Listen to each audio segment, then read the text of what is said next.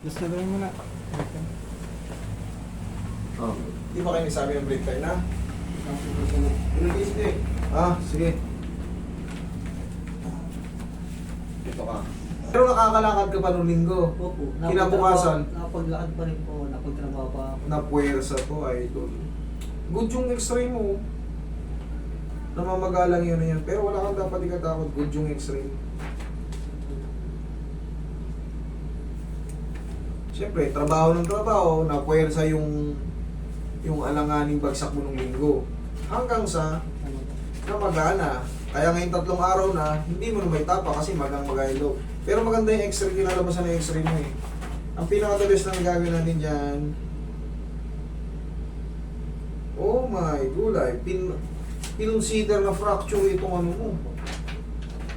Sa akin, ito kasi, yung iba kasing x-ray, hindi na kinukonsider na fracture to, pero sila kinukonsider yan, yung nakahiblay na yan. Baka naman nagsisinungaling ka nung linggo, may masakit na talaga. Hindi. Kaya ko pa napaglaro pa ako eh. Naglaro ka ulit ng Lunes? Hindi. Natuloy niya pa yung laro niya. Pinagpatuloy ko po yung laro. Natuloy niya pa yung laro niya, hindi niya kagad ininda. At tinuloy mo pala yung laro mo. Na bumagsak ka na, tinuloy mo pa ulit yung laro mo. Opo. Tuwa kasi pag tanggap ko yung bola. Kasi idol, lumabas na ano. Siyempre, hindi ko na pwedeng kontrahin ito. Sa akin nga, ang tingin ko, good eh. Kumbaga, kinoconsider ko na to kasi dami ko na nakikita x-ray. Goods naman. Pero sa'yo, kinonsider na nila, fracture na. Grabe oh. Tignan mo yung orca. Tignan mo yung orca rito. Ayan, tignan mo yung orca ng pamamagaw. Grabe oh. Kita ba dyan? Mo nga. Lapit mo nga. Grabe ano. Buong buo. O, tingnan mo rito. Gaano kaya payat. Ano? Oh. Parang bola eh. Bola. Pero papaintisin natin yan. Tapos i-straight muna natin yan para hindi naka-hyperextend yung mga ano mo. Pengi muna ng mahiwagang pao. Sige pa. Pakakalmahin muna natin para umi-straight. Kung matao dyan, makakabalik ka sa paglalakad. Ang problema, it takes a few months. Ako, 6 na buwan akong hindi nakalakad. Idol, totoo lang. Ganito sir. Hindi, ito pauupain mo pa ito ng mga 1 buwan eh. Tapos yung itong yung ganyang kalaki, uupayan bago mag-ano, 1 buwan. Upa na yan 1 buwan. Tapos, yung fracture kasi, ilang taong ka na? 36. Okay. Papasok ka sa 3 months.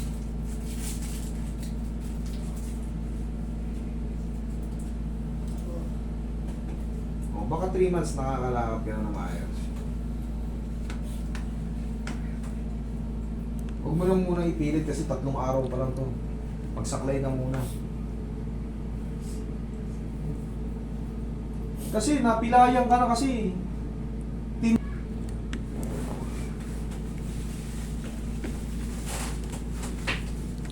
Relax na nga.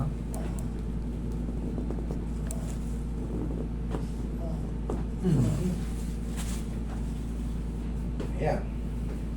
Straight. Ito, kakastingin natin. Wala tayong pang simento.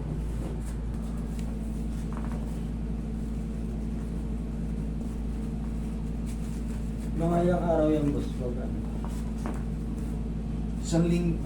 Isang linggo, o ang 5 araw, kalagin mo. Tapos kung tiyo-tiyo mong ganun-ganunin.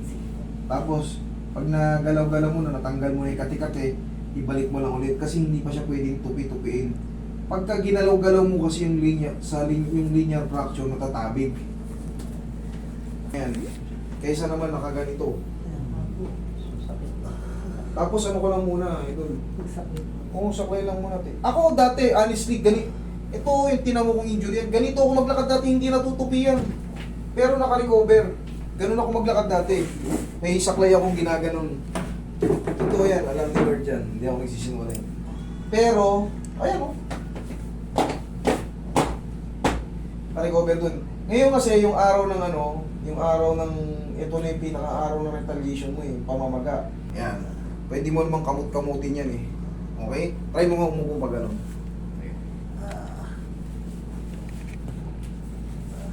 Alalayan lang muna. Kuha ka ng ano, bangko. Pagkano. Suso mo nga siya, Roy. Yan.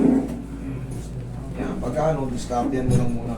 Huwag mo na siyang tupiin ng ano, pilit. Ha? Diretso lang kailangan. Diretso lang muna.